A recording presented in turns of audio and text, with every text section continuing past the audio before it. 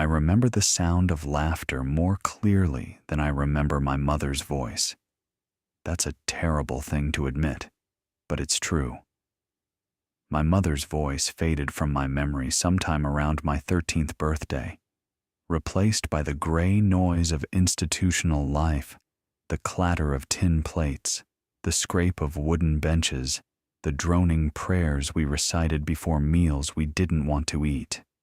But the laughter that erupted in the office of Mr. Amos Cope, county executor, on the afternoon of September 9th, 1940, when he read aloud the last will and testament of Thaddeus Rowe. That sound I will carry to my grave. Thaddeus Rowe was my mother's uncle, a great uncle I had never met, never corresponded with, and never heard mentioned by anyone except once, when a nurse at the Bellefonte Home for Girls in Staunton, Virginia, had looked at my intake file and muttered, "Rowe, any relation to the crazy man on Falcon Ridge?" I was 11 at the time, and didn't know what she meant. I was 16 when I found out. Thaddeus Rowe had left me his entire estate. 4 acres of clifftop land on Falcon Ridge, high in the Allegheny Mountains of Highland County. The property included, according to the legal description, a stone structure in a state of advanced disrepair, the remnants of several outbuildings, and associated improvements of no appraised value. The county assessor had valued the land at $9. The structure, which people in the valley below called Rowe's Folly, was considered not just worthless, but dangerous. A pile of ruins on a cliff that the wind was slowly pushing into the valley below, one stone at a time. Mr. Cope read the will to a room that included his secretary, 2 witnesses from the town, and Mrs. Alderman, the director of the Bellefonte home, who had brought me in the institution's only car because the state required my presence. When Mr. Cope finished reading, the room was silent for exactly 2 seconds. Then the secretary laughed, then the witnesses. Then even Mrs. Alderman, who usually reserved her emotions for disapproval, let out a sound that was half laugh, half sigh, the sound of a woman who had always suspected the universe was playing a joke on girls like me, and had finally been proven right. I didn't laugh. I sat in my chair with my hands folded in my lap and my spine straight, and I thought, 4 acres is 4 acres.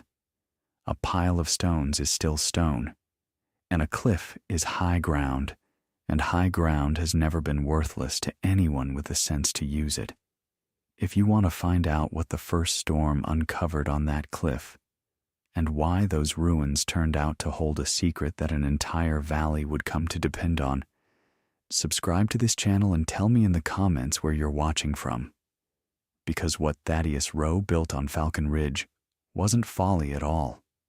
It was genius. And it took a November hurricane to prove it.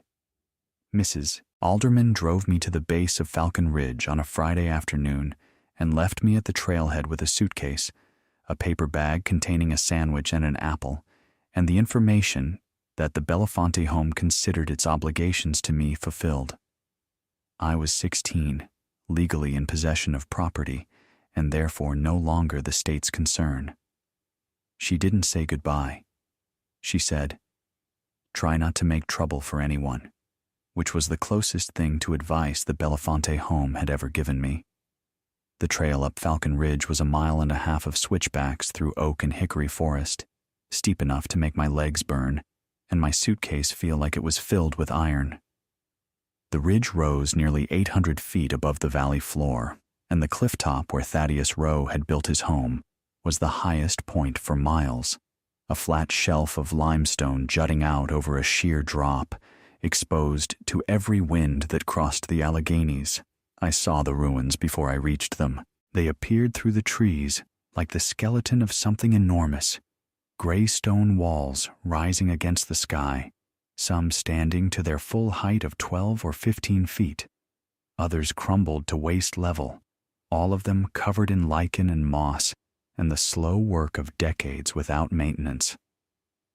There were 5 structures in total, or what remained of them.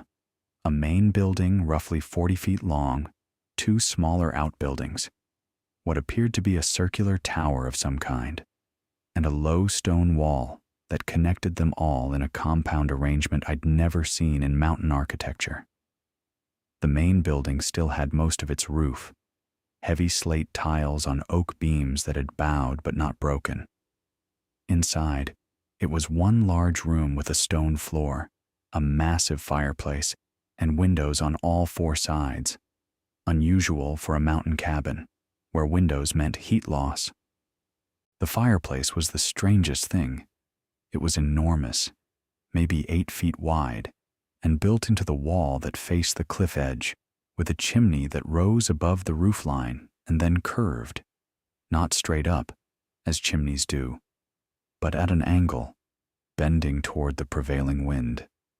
The floor was covered in debris, fallen plaster, bird nests, broken glass, leaves that had blown in over years. But the structure was sound. Thaddeus Rowe had built with the precision of an engineer, not the roughness of a mountaineer. The stones were cut and fitted. The mortar joints were tight. The window frames were set with a care that spoke of someone who understood that this building would face winds that could strip bark from trees. I swept the main room, patched the broken windows with boards from the outbuildings, built a fire in the great chimney, and ate my sandwich sitting on the stone floor, listening to the wind howl across the cliff. It was the loneliest sound I'd ever heard.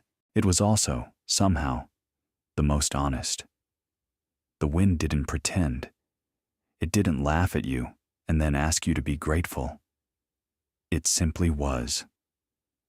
In Thaddeus Rowe's belongings, what little remained, I found a trunk pushed against the back wall, half buried under rubble. Inside were clothes too large for me, a set of mason's tools, a Bible with pressed wildflowers between every page, and a leather satchel containing papers, letters mostly, but also drawings. Dozens of drawings, architectural plans, cross-sections, diagrams, rendered in precise ink on paper that had yellowed but remained legible, and clipped to the front of the stack, a letter from the University of Virginia's School of Engineering, dated 1911, addressed to Mr. Thaddeus Rowe, congratulating him on his innovative proposals for wind capture architecture, and regretting that the committee does not feel the concepts are practical enough for further development at this time. My great-uncle had been an engineer, a self-taught one, from the mountains, with ideas that a university had dismissed as impractical, and he had come up to this cliff and built them anyway. The first 6 weeks were about survival. October in the Alleghenies is beautiful and merciless, and I had no money, no supplies, and no one within 3 miles who knew or cared that I existed. I foraged like an animal. Nuts, late berries, wild greens, a rabbit I caught in a snare I built from wire I found in the outbuildings. I repaired the roof where I could and accepted leaks where I couldn't. I learned to keep the great fireplace burning low and steady, and I discovered that Thaddeus had been right about the chimney. Its angled design caught the prevailing wind and created a draft so powerful that the fire drew without effort, even in still air. The room stayed warm with half the wood a normal fireplace would need. I studied his drawings at night by firelight. I couldn't understand all of them. Some required engineering knowledge I didn't have, but I could follow the basic concepts. Thaddeus Rowe had been obsessed with wind, not as an enemy to be kept out, but as a force to be captured, channeled, and used. His drawings showed systems for using wind to pump water, to ventilate underground spaces, to generate heat through friction, and, most ambitiously, to drive a mechanical system that would power grinding stones, saws, and other equipment without any fuel at all. The circular tower I'd seen in the ruins was the centerpiece of his design. According to his plans, it was meant to be a wind capture chamber, a structure that funneled the cliff's constant wind through a series of internal channels, compressing and accelerating it to drive a turbine mounted at the tower's base. The turbine, in turn, would power whatever was connected to it. But the tower was in the worst shape of all the structures. The upper section had collapsed. Maybe 10 feet of stonework fallen inward, filling the interior with rubble. Whatever mechanism had been inside was buried, and without understanding how the system worked or whether it had ever actually functioned, I had no way to know if Thaddeus's vision was genius or madness. Then November came, and the storm answered the question for me. The storm hit on November 14th, 1940. They called it the Armistice Day storm, though it arrived 3 days late to the Alleghenies. It came from the northwest with a fury that I had never experienced and hope never to experience again. The wind didn't blow. It attacked. It hit the cliff face like a fist, shaking the stone walls, tearing at the repaired windows, screaming through every crack and gap in the buildings with a sound like a living thing in pain. I huddled in the main building with the fire roaring in the great chimney, the angled design handling the wind beautifully, pulling the fire hotter and steadier than it had ever burned, and I listened to the world tear itself apart outside. Trees cracked, stones shifted. Something in one of the outbuildings collapsed with a crash that shook the floor. And then I heard it. A sound underneath the storm, lower and steadier than the wind, coming from the direction of the ruined tower. A hum. A deep, resonant vibration that I felt in my feet before I heard it with my ears. It rose as the wind intensified, a sound like the earth itself was singing. A low, powerful note that pulsed through the stone floor and into my bones. I pressed my palm flat against the wall and felt it there too. A tremor running through the stone, not the shaking of a building about to fall, but the vibration of something mechanical, something turning. When the storm passed the next morning, the sky washed clean and blue, the ridge littered with broken branches and stripped leaves. I ran to the tower. The upper collapse had shifted. The wind, hurricane force, possibly the strongest to hit that ridge in decades, had rearranged the rubble inside the tower, clearing a section that had been blocked.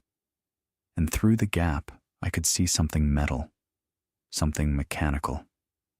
Something that Thaddeus Rowe had built inside that tower and that the storm had partially uncovered. It took me a week to clear enough rubble to understand what I was looking at.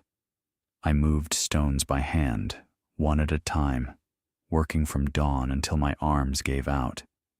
And as the interior of the tower revealed itself, I began to see the full scope of what my great-uncle had engineered. The tower was not a simple structure. It was a machine. The outer wall was circular, roughly 15 feet in diameter, and built from precisely cut limestone blocks. But the inner wall, and there was an inner wall, which I hadn't known, was shaped differently. It curved inward in a spiral like the inside of a seashell, creating a channel that narrowed progressively from a wide opening facing the prevailing wind to a tight throat at the center. This was the wind capture system from Thaddeus's drawings, built in stone, a funnel that took the broad, chaotic wind from the cliff and compressed it into a focused, accelerated stream. At the center of the spiral, mounted on a vertical iron shaft sunk into the bedrock, was a turbine, not a windmill. Those catch wind on the outside. This was something different. It sat inside the building, protected from weather, driven by the compressed air flowing through the spiral channel.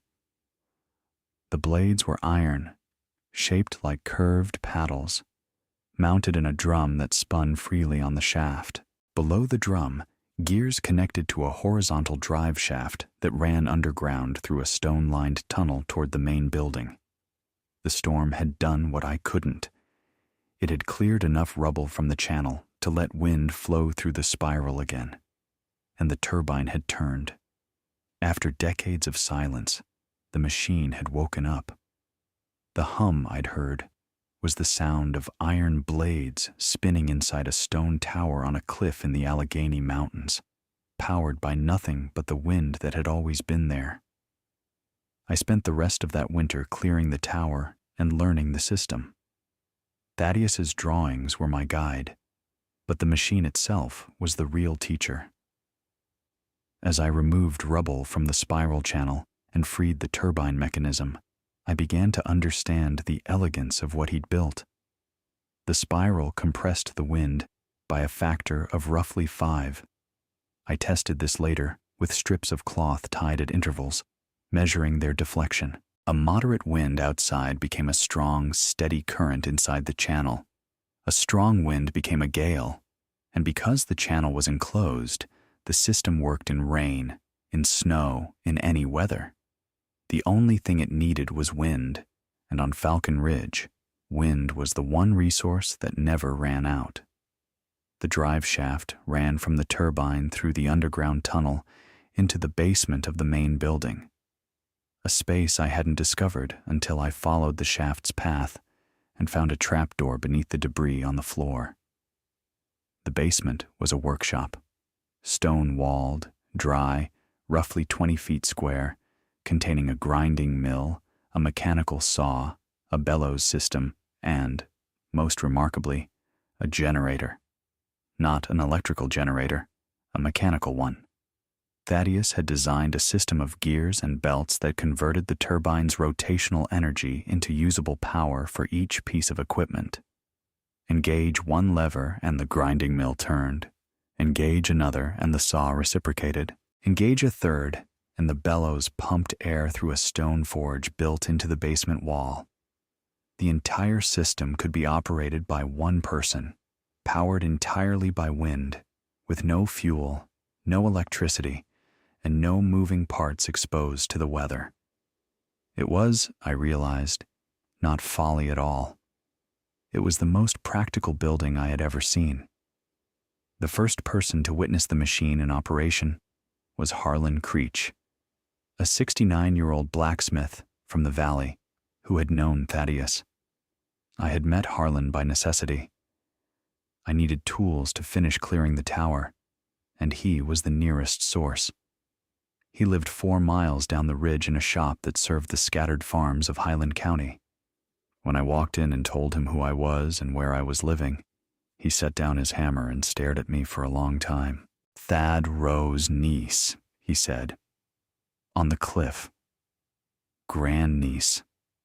He talked about that tower every time he came down for supplies. Said it would change how people lived in these mountains. Said wind was free energy and anyone who ignored it was a fool." Harlan shook his head. People thought he was the fool. "He wasn't," I said. "Come up and I'll show you." Harlan climbed the ridge the following Saturday, moving slow on the switchbacks with his bad back, pausing twice to lean against a tree and catch his breath. But when he reached the top and saw the cleared tower and the spiral channel open and the iron turbine waiting on its shaft, he straightened up, like a man who'd forgotten his age. I engaged the turbine. The wind was steady that day, maybe 20 miles an hour, and the drive shaft began to turn with a low, smooth vibration that you could feel through the floor. I engaged the grinding mill and fed it a handful of dried corn. The stones turned and the corn became meal, fine and even, in less than a minute. Harlan watched the meal pour from the mill into the collection box. He picked some up, rubbed it between his fingers, held it to his nose. Then he looked at the turning shaft, at the gears, at the stone walls humming with transferred energy, and he said quietly, "I'll be damned. Thad did it. The The crazy old fool actually did it. He wasn't crazy, I said. No, Harlan agreed. He was 30 years ahead of everyone else, which in these mountains amounts to the same thing. Harlan became my partner in everything that followed. He understood metal and mechanics the way I was learning to understand stone and wind. Together, we restored the full system over the next year. He repaired the turbine blades. 2 were cracked, 1 was missing entirely, and he forged a replacement in his shop that matched the original so precisely it might have come from Thaddeus's own hand. He rebuilt the gearing mechanism, replacing worn teeth and seized bearings. He fabricated a new belt for the saw drive, and he taught me blacksmithing, how to read iron by its color, how to judge temperature by sound, how to shape metal with patience instead of force. By the spring of 1942, the system was fully operational. The wind turbine powered the mill, the saw, the bellows, and, with a modification Harlan designed, a water pump that drew from a deep cistern Thaddeus had cut into the bedrock beneath the compound. The cistern collected rainwater channeled from the roofs of all 5 structures through stone gutters, and the wind pump brought it to the surface on demand. On Falcon Ridge, where carrying water up 800 feet of switchbacks was the main reason nobody wanted to live there, this was transformative. I had water at the turn of a lever. The farm came next. With water solved, I terraced the 4 acres of clifftop using the same limestone I'd cleared from the ruins. The soil was thin, but the cliff's southern exposure gave me more sun than any valley farm, and the constant wind, usually a curse for farmers, became an asset when I built low stone walls as windbreaks that created sheltered microclimates between the terraces. I grew vegetables in the calm pockets behind the walls and trained fruit trees to grow flat against the stone, espaliered in the French style I'd read about in a book from the Bellefonte home's meager library. The wind-powered saw let me cut timber efficiently. I rebuilt the outbuildings. I milled my own lumber for shelving, furniture, door frames. I ground grain for families in the valley who made the climb.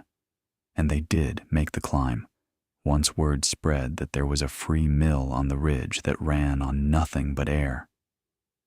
Free was the key word. Every other mill in the county charged for grinding. Mine charged nothing because it cost nothing to operate. The wind blew and the stones turned and the corn became meal, and nobody owed anyone anything. Families who had been paying 1/10 of their grain to the mill owner in the valley started making the trek up Falcon Ridge, and I ground their corn and wheat and rye and asked only that they bring news from below, because I was hungry for voices even more than I was hungry for food. The war came, and with it, the scarcity that made the ridge essential. Fuel was rationed. Gasoline was gold. The valley's diesel-powered mill shut down 3 days a week because there wasn't enough fuel to run it.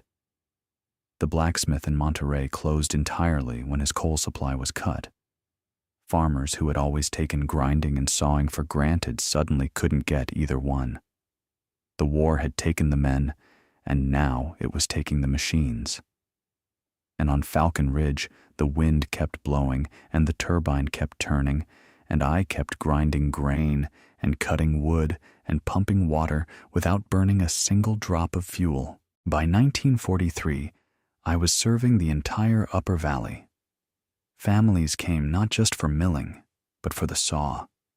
Lumber was scarce, and my wind-powered saw could cut boards that would have taken a man with a handsaw all day.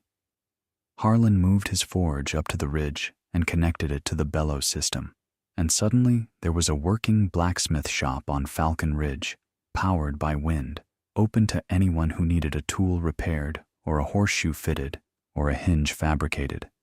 People who had laughed at Thaddeus Rowe's folly were now depending on it. I want to tell you that this gave me satisfaction, and it did, but not the bitter kind. Not the satisfaction of revenge or vindication, the satisfaction of seeing something work the way it was meant to. Thaddeus had built a system designed to serve a community, and now, finally, it was doing exactly that. The laughter didn't matter. The $9 assessment didn't matter. What mattered was the sound of the turbine humming in the wind and the smell of fresh ground cornmeal and the sight of families walking up the switchbacks with grain on their backs and walking down with flour in their arms. A woman named Mrs. Elkins, whose husband was overseas and whose 3 children were growing faster than her garden could feed them, came to the ridge one Saturday with a sack of wheat and nothing to pay for the grinding.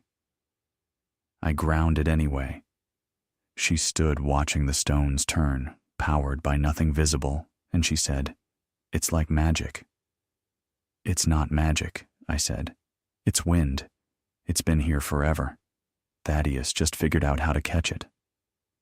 Harlan died in the spring of 1946 at 75. He went the way mountain men go, working. He was at the forge, shaping a plowshare, when his heart stopped.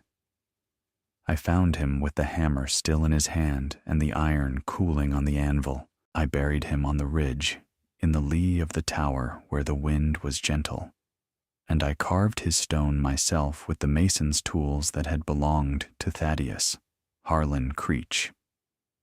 He made the blades turn. I married in 1947.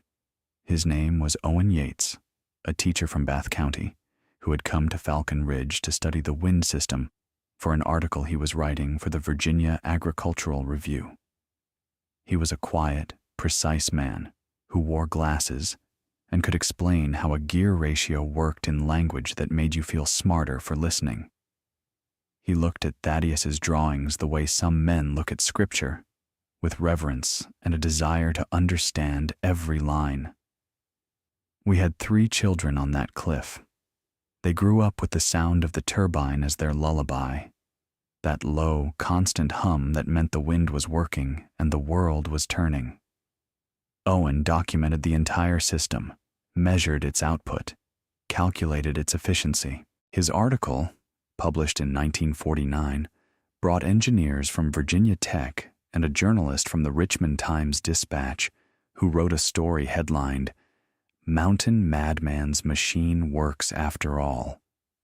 I didn't love the headline, but I loved that Thaddeus's name was in a newspaper for the right reason.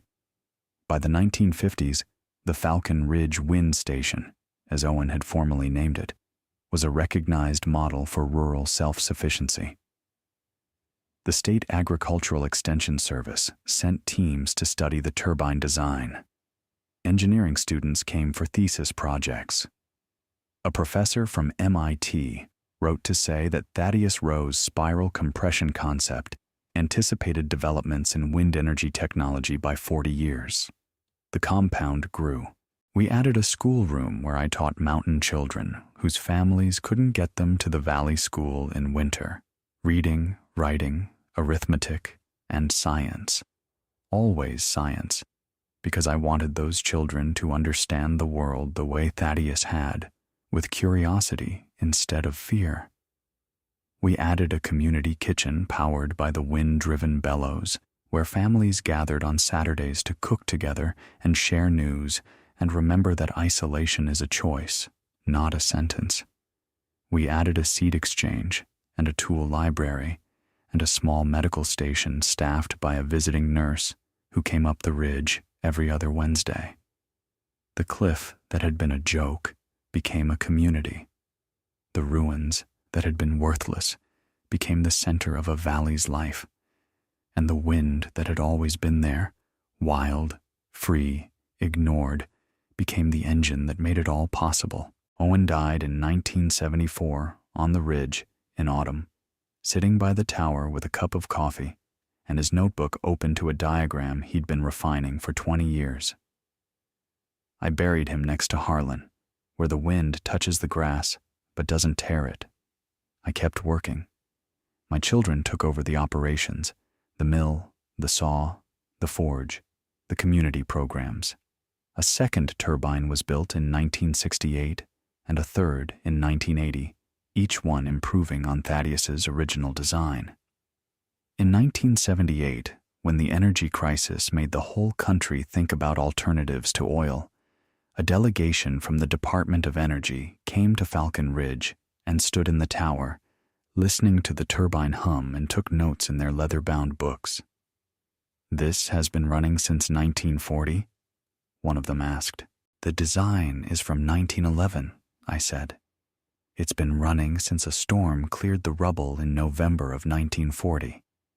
Before that, it ran from whenever Thaddeus finished building it, maybe 1915, maybe 1916, until the tower collapsed sometime in the late 1920s. The machine itself has never failed. It just needed someone to clear the stones. I died in the spring of 1984 at 59. The mountains take years from you. The cold, the climbing, the relentless wind that ages your skin and strengthens your bones in equal measure. They found me on the ridge, sitting against the tower wall, my hand resting on the stone that vibrated faintly with the turning of the blades inside. My daughter said I looked like I was listening to something. My son said I looked like I'd finally heard the answer. The turbines are still turning. The mill still grinds. The community on Falcon Ridge has grown to include a renewable energy research center, a heritage trade school, and an annual festival that draws thousands. Thaddeus Rowe's original drawings hang in the main building, framed and lit, and every visitor reads the plaque beside them: Thaddeus Rowe, 1879 to 1940. He built what the wind required. The world called it folly. The wind called it home. And below it, added by my children, Della Rowe Yates, 1924 to 1984. She heard the storm and understood. So I want to ask you something. What's been dismissed in your life as folly? What has the world looked at, laughed at, and written off as worthless, not because it didn't work, but because nobody understood it yet? What storm are you waiting for? What crisis, what moment of forced clarity that will finally reveal what was hidden under the rubble all along? Because here's what I know. Thaddeus Rowe built a machine that the world wasn't ready for. He built it anyway. He built it on a cliff where nobody wanted to live, out of stone that nobody valued, to capture a force that nobody respected. And when the world finally needed what he'd made, it was there, waiting, humming in the wind, ready. You don't need the world to understand what you're building. You don't need applause or funding or permission. You need stone and patience and the faith that the wind will keep blowing, because it always does. The wind never stops. It just waits for someone to build something worth turning.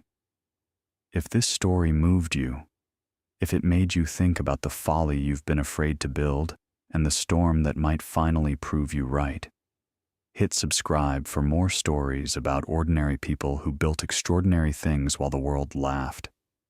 Your cliff is waiting. The wind is already blowing. Start building.